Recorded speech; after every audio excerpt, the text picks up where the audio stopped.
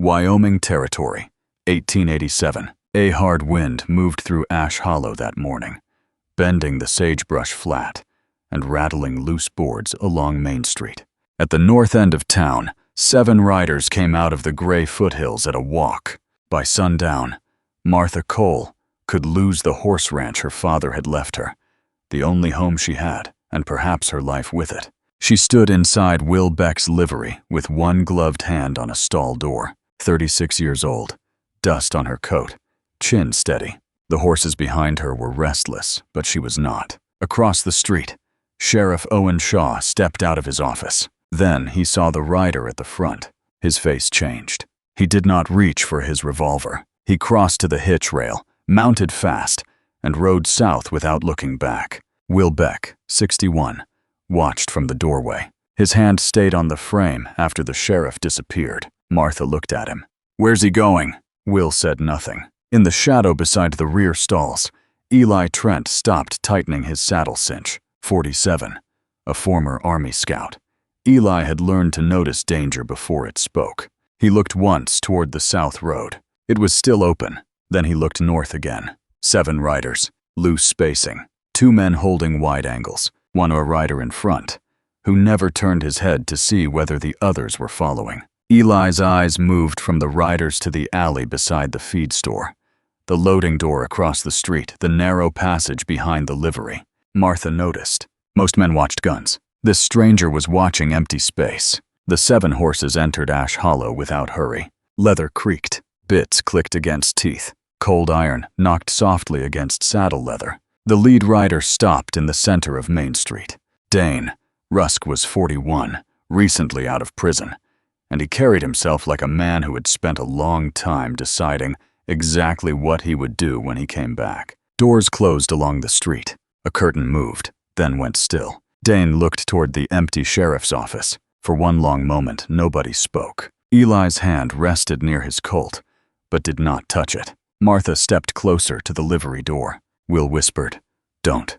Dane lifted his head. "I did not call for Sheriff Shaw." He smiled toward the livery. Then he said the name that made Will Beck go pale. "Martha Cole." Martha did not answer him. Outside, Dane Rusk waited in the middle of Main Street, while the wind pushed dust and dry snow against his boots. Will Beck stepped away from the livery door and lowered the wooden bar into place. "That man should still be in prison," he said. Martha pulled a folded paper from inside her coat. The creases were soft from being opened too many times. Her father's name was written across the bottom, beside the notation that his final debt had been paid. Eli saw the paper. Then he looked toward the rear door. The south road was still open. For the moment. "What does he want?" Eli asked. Will looked at Martha before answering. "The Cole place." Martha unfolded the paper on an overturned feed crate. Years earlier, her father had borrowed against part of his horse stock during a hard season. The debt had been settled before he died. Will had stood in this very livery when the final payment changed hands. But Dane had returned to Ash Hollow, carrying another version of the agreement, a mortgage that said the debt remained unpaid. Enough money to swallow the ranch whole. "He can wave that paper until his arm falls off," Martha said. "He still needs somebody to believe it." Will's mouth tightened. "That's why he needs me quiet." A fist struck the livery door from outside. Once, not hard. Dane's voice came through the boards. "I came for what belongs to me, Martha." Her hand closed around her father's receipt. Eli watched the movement, not fear, something harder to bargain with. Dane continued. "You give me the receipt, Beck keeps his mouth shut, and you sign what I put in front of you." Martha walked closer to the door. "And if I don't?" Silence held for 2 breaths. Then Dane said, "Then I stop asking." Eli glanced toward his saddle. 1 cinch, 1 door, a clear road south. He could be beyond Ash Hollow before the shooting started. Martha noticed where he was looking. "You can still leave," she said. Eli met her eyes. "So can you. This is my ranch." "That wasn't my question." For the first time, something in Martha's expression shifted. Not trust. Recognition. Outside, leather creaked. A horse moved toward the east alley. Another rider broke west. Eli crossed to a narrow crack between the boards and counted shadows moving apart. Dane was spreading his men through town. Eli looked back at Martha. "The road's closing.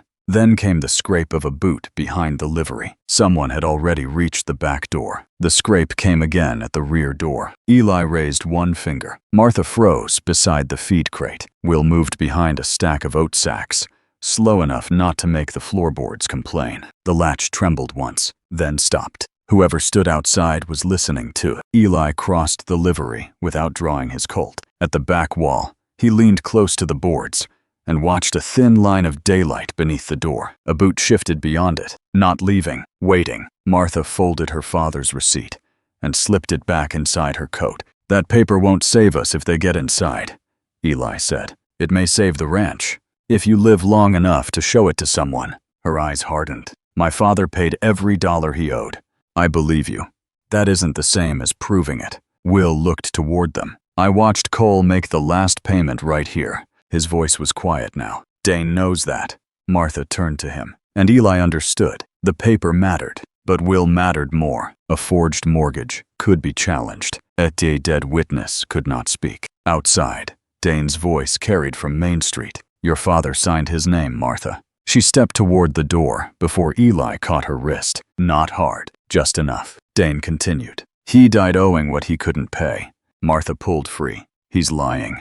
"I know." "No, you don't." Her voice stayed low, but there was iron in it now. "You didn't bury a man who worked 20 years to leave you something clean." Eli said nothing. For a moment, only the horses moved behind them. A hoof struck straw. Leather creaked. Then Eli looked toward the alley window. "How many doors in this building open quiet?" Martha studied him. "Two."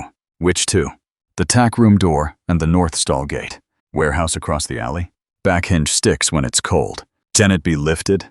"If you know where." Eli looked at her again. That was the first moment something shifted between them. Not trust. Usefulness. High new terrain. She knew Ash Hollow, and somewhere outside, Dane Rusk had begun moving men into both. A shadow passed the crack beside the rear door. Another appeared beyond the east window. Two men now. Eli finally drew his Colt. He checked the cylinder once, then eased the hammer down. Martha watched his hands. No flourish, no hurry, just preparation. Then came a soft metallic click from the rear latch. Someone had found a tool. Eli looked at Martha. "Get Will down." The latch lifted, and this time, the door began to open. The rear door opened 3 inches. A gloved hand appeared around the edge. Then the muzzle of a revolver. Eli was no longer beside it. I had moved behind the stall partition, where the man outside could not see him without stepping fully into the livery. Martha saw the plan before Will did. She took his sleeve and pulled him lower. The gunman entered one careful step at a time. Eli waited until the man's shoulder cleared the door. Then he struck the gun wrist against the frame. The revolver hit the floor. One hard blow drove the man backward into the alley. Eli kicked the weapon inside and slammed the door. No shot. Not yet. But the noise was enough. Dane shouted from the street. Boots moved outside. The men were closing in. Eli looked toward his horse. The gelding stood saddled near the north stall, ears forward, feeling the tension in every human body around him. "What does that gate open onto?" Eli asked. "Side lane," Martha said. "And the lane?" "Main Street, 20 yards north." Eli loosened the reins from the post. Martha understood. "You're sending him out alone?" "For 10 seconds. That street is full of guns. So are the doors." Eli led the gelding to the north gate. He waited until he heard Dane ordering his scattered men back toward the street. They had expected frightened townspeople hiding behind wood. They had not expected resistance from inside the livery. Now they were regrouping. That was what Eli needed. Martha lifted the gate latch. The wind pushed through the opening. The gelding's muscles tightened beneath its coat. Eli touched its neck once, then slapped the leather behind the saddle and sent it forward. The horse broke into the lane and turned hard onto Main Street. Men shouted. 3 mounted horses shied at once when the riderless gelding came through them at speed. One was swung sideways. Another crowded the horse beside it. For a few seconds, Dane's clean formation became leather, breath, iron, and frightened animals. Eli stepped into the livery doorway. 2 shots, measured. One gunman dropped his revolver and folded around a wounded shoulder. Another fell from the saddle, clutching his upper arm. Eli disappeared inside before Dane's return fire tore splinters from the doorframe. Martha stared at him. "You planned that?" No. He'd reloaded the 2 chambers. I planned the space. Outside, Dane had stopped shouting. That silence was worse. When he spoke again, his voice was calm. Split up. Eli closed the loading gate. Martha saw his expression change. Dane had just made the mistake Eli was waiting for. Dane's order moved through Ash Hollow like a blade. Split up. One man took the east alley. Another crossed behind the feed store. A third stayed near Dane in the street. Eli listened from inside the livery and counted the footsteps until they separated. Then he looked at Martha. He thinks more men means more ground. And you don't? More ground means more doors. Will understood before Martha did. Eli was no longer trying to escape Ash Hollow. I was trying to make Dane's numbers useless. They moved through this tack room and into the narrow passage behind the buildings. Martha led. She knew which boards bent under weight and which warehouse door had to be lifted before the latch would clear. At the rear of the dry goods warehouse, she stopped. This one. Eli raised the door just enough to free the hinge. No squeal. Inside, the building smelled of burlap, dust, and cold wood. A gunman entered from the opposite side less than a minute later. Eli waited in the dark. Drop it. The man turned instead. The shot was short and violent in the enclosed room. When it was over, Eli stood still for a second, looking at the fallen revolver rather than the man. Martha saw no satisfaction in his face. Outside, Dane called across Main Street. Owen can run if he wants. His voice carried between the buildings. Will Beck can't. Martha went still. And neither can you, Martha. Eli looked at Will, then at the folded receipt beneath Martha's coat. Something settled into place. This was never about the sheriff. Will shook his head. Not all of it. Martha's voice stayed low. I needs the ranch. Dane answered from the street. I need what your father owed. Martha stepped toward the warehouse door. Eli blocked her. He needs more than the paper. She looked at him. I needs Will dead. The truth landed harder than the gunshot. If Dane killed the only living witness and destroyed the receipt, the forged mortgage would become far harder to challenge. Cole Ranch was no longer just property under threat. It was the reason these men had come. Martha looked toward the livery. My horses are out there. Eli checked the alley. So is Will. And if they take both? Hun met her eyes. Then we stop letting Dane choose what matters most. A gunshot cracked from the west side of town. Wood splintered near the old barn. Eli turned toward the sound. This time, the danger had moved ahead of them. Eli reached the old barn before Martha could stop him. The west door hung open 3 inches. Wind pushed dry snow across the dirt floor. Inside, nothing moved.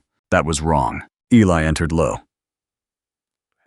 The first shot struck the stall partition beside his head. Old Pine burst apart. He dropped behind a broken rail as a second round tore through the boards. The gunman had been waiting. Eli shifted left. Pain came before he understood it. A long splinter had driven through his coat and opened the flesh along his upper arm. Warm blood ran beneath the sleeve. The man moved to flank him. Eli heard one boot scrape against packed dirt. He rose before the gunman cleared the partition. One shot. Then silence. Eli stayed where he was, breathing through his nose. The wound would not stop the arm. It would make every movement cost something. Martha found him near the side door. She saw the blood. Sit. I'm fine. That wasn't a question. I sat on an overturned bucket. She tore a clean strip from a cloth sack and wrapped his arm tight. Tighter, he said. Martha pulled harder. His face did not change. That told her enough. Outside, Eli's gelding stood near the north lane.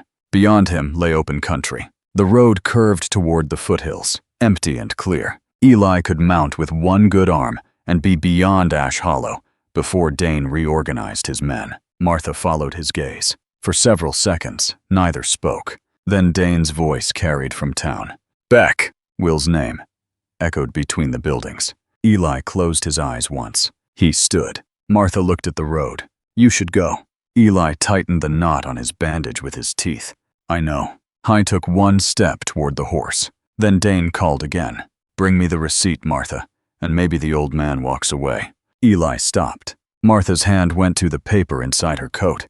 There was her own road out. Not south. Submission. Give Dane the receipt. Preserve her life. And hope there was something left to fight over later. She pulled the paper halfway free. then pushed it back inside. No. Eli looked at her. The word had not been meant for him. He turned away from the open road. Martha turned away from surrender. Neither said what the choices meant. They did not need to. From that moment on, Dane Rusk knew they would resist, and Eli Trent could no longer call himself a man passing through. Will Beck had made it back to the livery before Dane closed the center of town. Martha found him behind the grain bins with the old shotgun from beneath his counter, lying across his knees.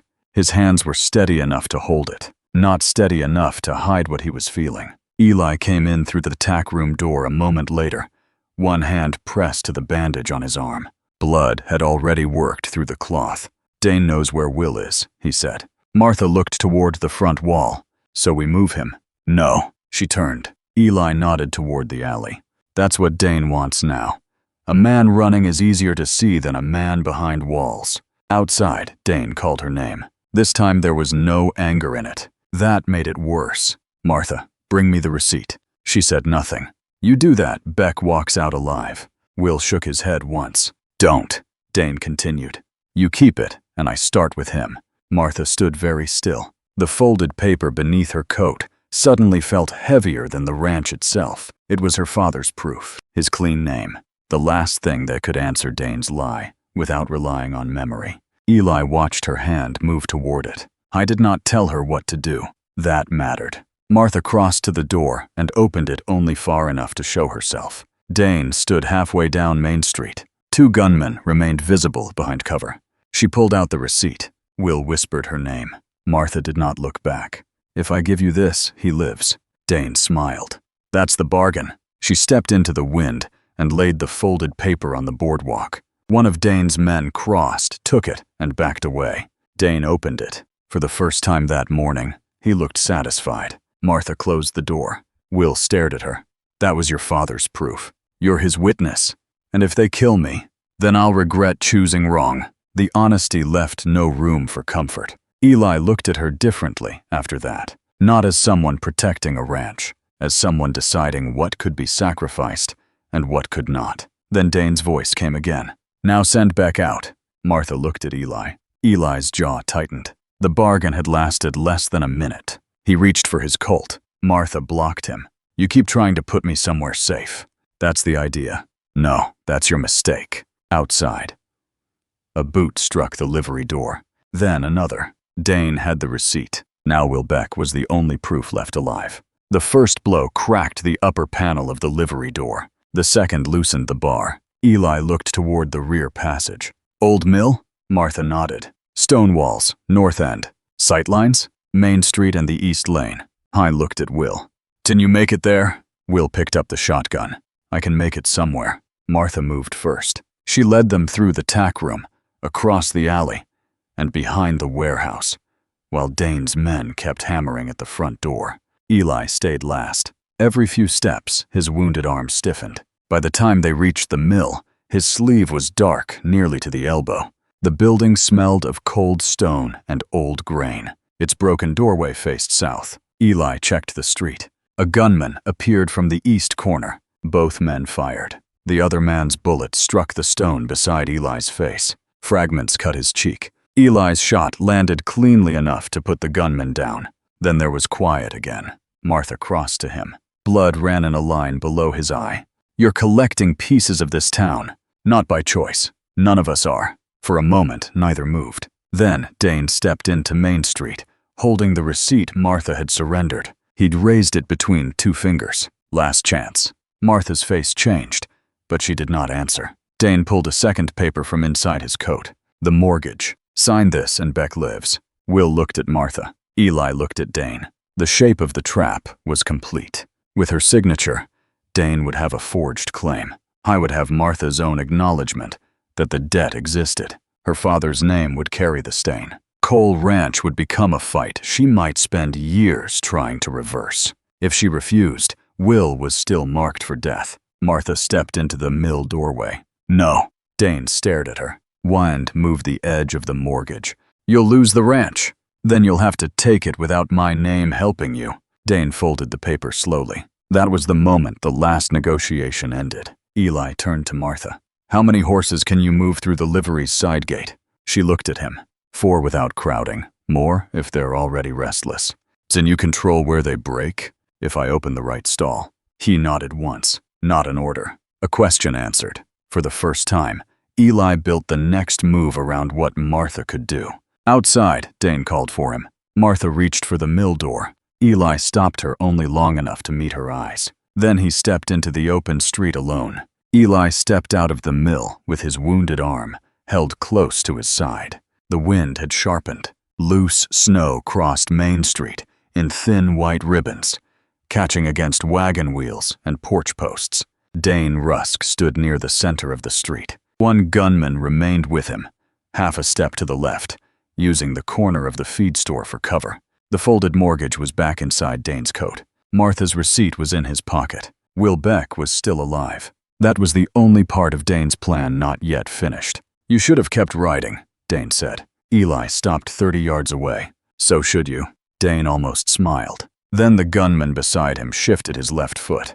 Eli saw the movement before the hand reached leather. His Colt cleared first. 1 shot. The man folded against the boardwalk and dropped his revolver into the snow.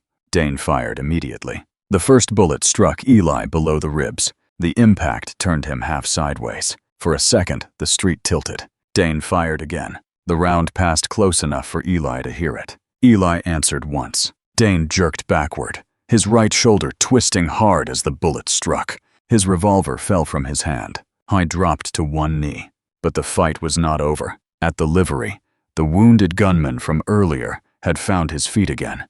He came through the side passage looking for Will. Martha heard the scrape of his boot against the frozen threshold. She moved to the stall gate. 4 horses were already stamping hard from the gunfire. She opened the inner latch. Not all the way. Just enough. The gunman stepped into the lane and raised his weapon. Martha pulled the gate wide. The horses broke across his line of sight in a rush of shoulders, breath, and flying dirt. He stumbled back. 1 second. That was all she had meant to create. Will stood behind the grain bins with the shotgun. His hands were shaking again. The gunman cleared the horses and brought his revolver up. Martha did not tell Will to fire. She only looked at him. Will made the choice himself. The shotgun blast rolled through Ash Hollow. Then nothing answered it. On Main Street, Dane sat in the snow with one useless arm. Eli remained standing for 2 breaths more. Then his Colt lowered. His knees nearly followed. Martha came out of the livery at a run. For the first time that morning, Eli let someone else reach him before he fell. Dane Rusk was tied to the post outside the sheriff's office before noon. The forged mortgage was taken from his coat. Martha's original receipt was recovered from his pocket, creased and damp from snow, but still readable. Will Beck still had the livery records. More important, he was alive to tell what he had witnessed years before. That did not make the morning clean. Nothing could. Inside the livery, Martha cut Eli's shirt away from the wound at his side. The bullet had carved along the flesh rather than passing deep. His arm was worse than he admitted. The splinter wound had swollen beneath the bandage. Martha washed the blood away without speaking. Eli watched her hands. You always this gentle? No. That explains it. She almost smiled. Across the room, Will sat with the shotgun on the floor beside him. He stared at it for a long time. Then he pushed it away with his boot. No one congratulated him. Near midday, hoofbeats came from the south road. Sheriff Owen Shaw rode back into Ash Hollow alone. He slowed when he saw Dane tied beneath his own office window. Then he saw the blood in the street. The broken livery door. Will sitting in the doorway. Martha beside Eli. Owen dismounted. He opened his mouth once. Nothing came. Eli did not accuse him. Martha did not ask where he had been. That silence followed Owen into the sheriff's office. He sat behind his desk and looked at the badge lying beside the ledger. Outside, the town began moving again. Slowly, carefully. By late afternoon, Eli had saddled his gelding. Martha stood beside her wagon, preparing to return to Cole Ranch. The wind had eased. There's damage on the north fence, she said. Eli tightened the saddle strap. I figured. I can mend it alone. I looked at her. That so? Yes. She waited. That wasn't an invitation. Eli looked toward the road. For years, roads had been easier than places. A road asked nothing except that a man keep moving. He untied the bedroll from behind his saddle. Then he placed it in Martha's wagon. She looked at it, then at him. Neither said anything more. They left Ash Hollow together, not with Eli riding ahead, not with Martha following, side by side. Behind them, Will stood in the livery doorway. Owen remained alone with his badge. Ahead, Cole Ranch waited beyond the sagebrush and cold hills. Eli Trent had not promised to stay forever. He had only chosen not to leave that day. For a man like him, it was enough to change the road. Thank you for riding this road with Eli, Martha, and the people of Ash Hollow. If this story of courage, sacrifice, and a second chance stayed with you, please subscribe and join us for more journeys across the American frontier. And before you go, tell me in the comments, would you have stayed when the sheriff rode away, or taken the open road while you still could? There are more Western stories ahead, where love is earned, survival has a price, and sometimes the hardest choice is simply deciding not to leave. Disclaimer: this is a fictional Western romance story inspired by life on the 19th century American frontier. Characters, events, dialogue, and dramatic situations are created for storytelling purposes. Historical settings and cultural details are researched for authenticity.